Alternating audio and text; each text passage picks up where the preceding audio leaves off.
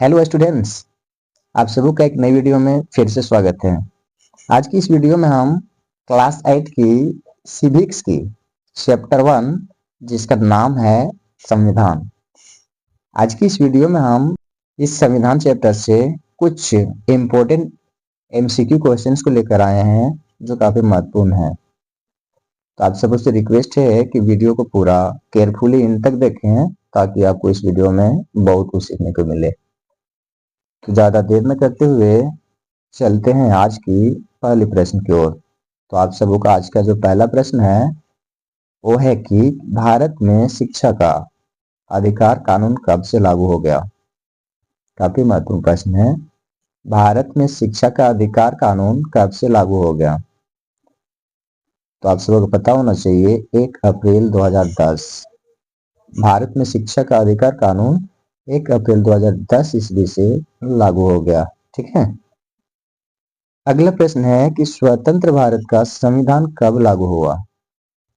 काफी महत्वपूर्ण प्रश्न है और आप सबों को शायद इसका जवाब पता भी होगा।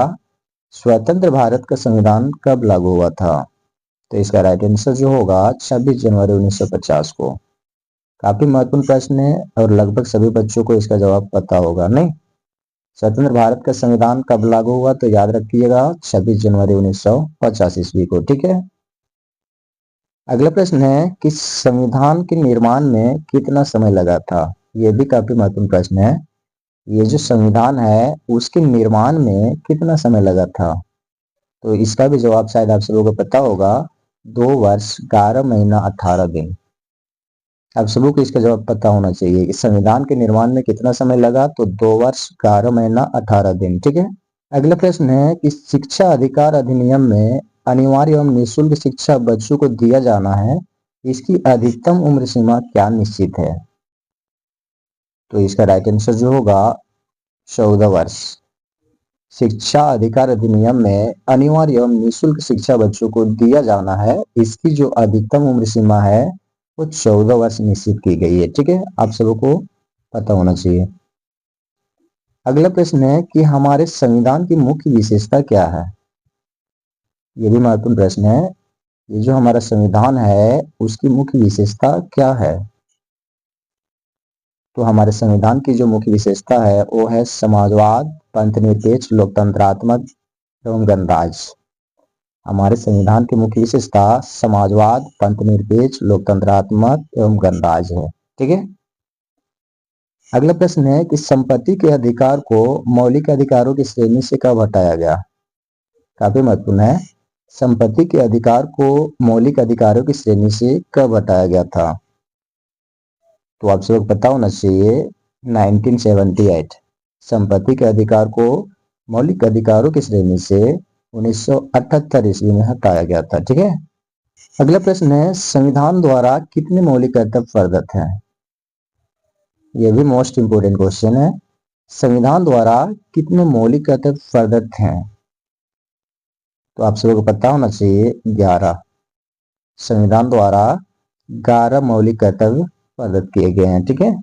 अगला प्रश्न है कि विश्व का सबसे बड़ा एवं लिखित संविधान किस देश का है। काफी महत्वपूर्ण प्रश्न है। विश्व का सबसे बड़ा एवं लिखित संविधान किस देश का है। तो इसका राइट आंसर होगा भारत।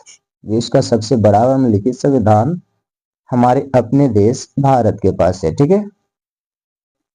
अगला प्रश्न है शिक्षा की सूची का विषय है। तो आप सबको पता होना चाहिए समवर्ती सूची। शिक्षा समवर्ती सूची का विषय है। ठीक है। अगला प्रश्न है कि मंत्री परिषद के अध्यक्ष को क्या कहते हैं। तो इसका राइट आंसर होगा प्रधानमंत्री। मंत्री परिषद के अध्यक्ष को प्रधानमंत्री कहा जाता है। ठीक है। अगला प्रश्न है किस समिति की रिपोर्ट के आधार पर संविधान में मूल कर्तव्य शामिल किए गए हैं। तो इसका राइट आंसर होगा स्वर्ण सिंह समिति। स्वर्ण सिंह समिति की रिपोर्ट के आधार पर संविधान में मूल कर्तव्य शामिल किए गए हैं। ठीक है। अगला प्रश्न है भारत संविधान में नागरिकों को दिए गए अधिकारों को क्या कहते हैं। तो आप सबको पता होगा मौलिक अधिकार। भारत संविधान में नागरिकों को दिए गए अधिकारों को मौलिक अधिकार कहते हैं। ठीक है। अगला प्रश्न है कि राष्ट्रध्वज एवं राष्ट्रगान का आदर करना क्या कहलाता है। प्रश्न काफी महत्वपूर्ण है। राष्ट्रध्वज एवं राष्ट्रगान का आदर करना क्या कहलाता है। तो आप सबको पता होना चाहिए, मौलिक कर्तव्य। राष्ट्रध्वज एवं राष्ट्रगान का आदर करना क्या कहलाता है, तो मौलिक कर्तव्य कहलाता है। ठीक है। अगला प्रश्न है, राष्ट्र मानवाधिकार आयोग का गठन कब किया गया। प्रश्न काफी महत्वपूर्ण है। राष्ट्र मानवाधिकार आयोग का गठन कब किया गया था। तो इसका राइट आंसर होगा 1993 यानी 1993 ईस्वी को। ठीक है। राष्ट्र मानवाधिकार आयोग का गठन 1993 ईस्वी को किया गया था। आप सबको याद होनी चाहिए। अगला प्रश्न है, मानवाधिकार दिवस किस तिथि को मनाया जाता है। तो आप सब याद रखिएगा 10 दिसंबर। मानवाधिकार दिवस 10 दिसंबर को मनाया जाता है। ठीक है।